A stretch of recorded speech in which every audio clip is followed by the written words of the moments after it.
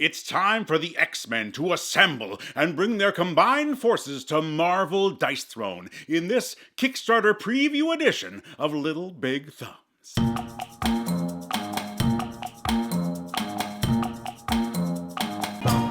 Welcome to Little Big Thumbs, a channel that's all about finding games that are equally fun for little players and big players. Back in 2021, Marvel Dice Throne slammed onto Kickstarter with an exciting campaign that brought Dice Throne's rocking and rolling gameplay to Marvel's iconic characters. And now, Marvel Dice Throne is back with a new campaign that features 8 heroes from the legendary X-Men, and a fully cooperative experience called Marvel Dice Throne Missions. In today's video, we're going to be using 4 of the new Marvel Dice Throne heroes to demonstrate our quick start rules to put younger players in the boots of their favorite Marvel characters.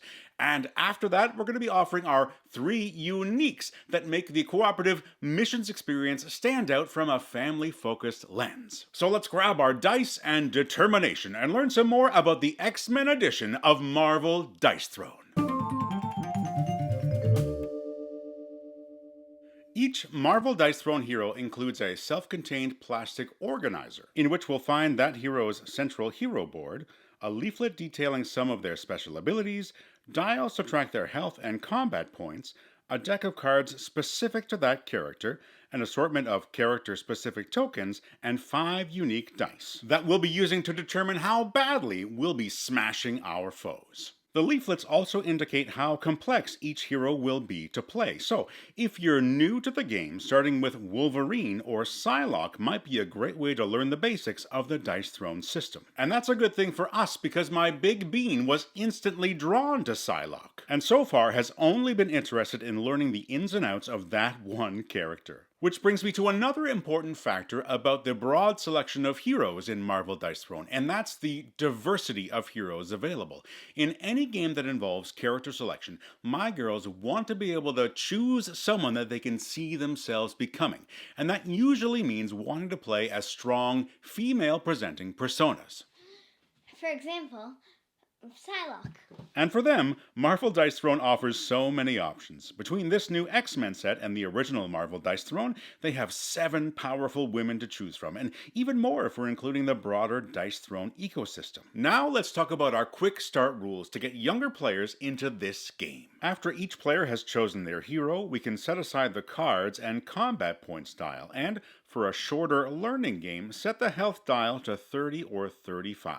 Looking at our turn order card, we now really only need to worry ourselves with the offensive and defensive roll phases, and the targeting phase if we're playing with more than 2 players. In the offensive roll phase, we roll our 5 dice, keeping any we want to use, and then re-rolling the rest. After the 3rd and final roll, the attacker's dice are locked in, and they decide which offensive ability they're going to trigger. If the dice truly smile upon us, we might even roll an ultimate, which is the most devastating and undefendable attack a hero can deliver. After the offensive roll phase is complete, the player being attacked has their defensive roll phase. Each hero board indicates how many dice are rolled to defend with, and that player only gets 1 roll to counter their attacker. Once both roll phases are complete, any lingering offensive damage is applied to the defender's health dial.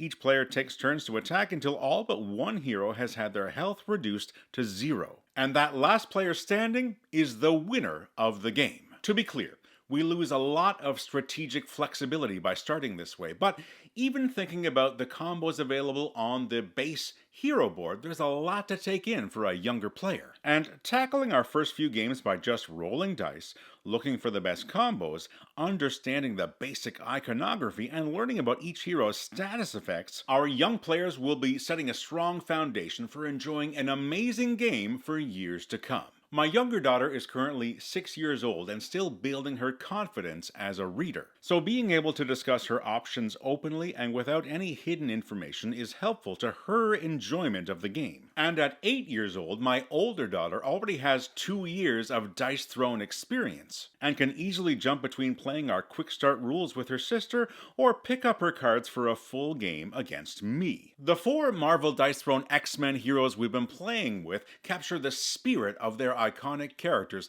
with some unique gameplay elements.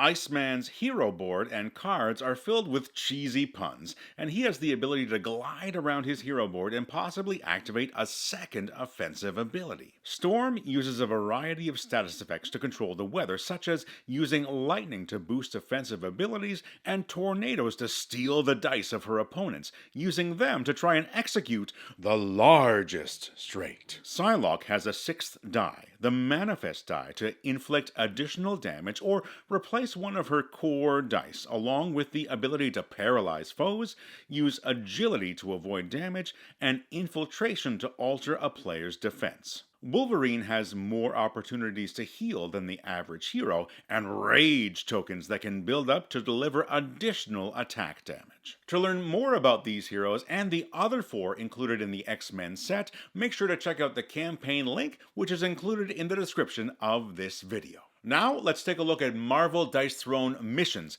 and the 3 uniques that make that product a family gaming standout.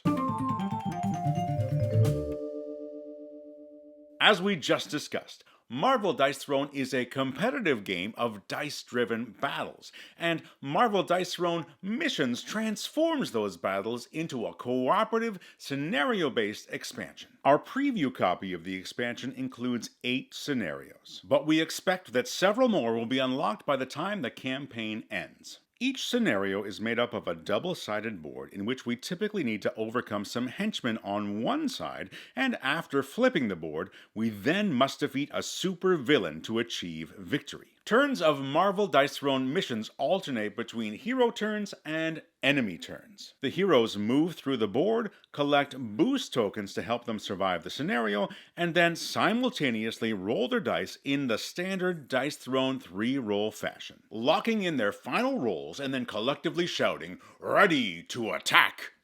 After delivering those attacks, the enemies then have their own chance to return fire. Our foes have their own set of dice, which are rolled just one time. On the henchman side of a board, the dice can trigger any matching combinations, as well as an unstoppable threat. And when we're in a boss battle, those dice will activate one of 3 possible options. Just like in the competitive mode of Dice Throne, the heroes will have the opportunity to roll their defense dice when attacked, which makes the overall feeling here very consistent with the core Dice Throne experience. Once both the heroes and their enemies have had their chance to attack, it's time to turn the crisis clock, 1 space for each player in the game, triggering every crisis effect it lands on. These activations can make things very difficult for the hero team, but they're also easy to anticipate if everyone is looking at what lies ahead on that crisis clock. Each scenario has victory conditions printed right onto the board, along with the expected time commitment and difficulty level of that scenario.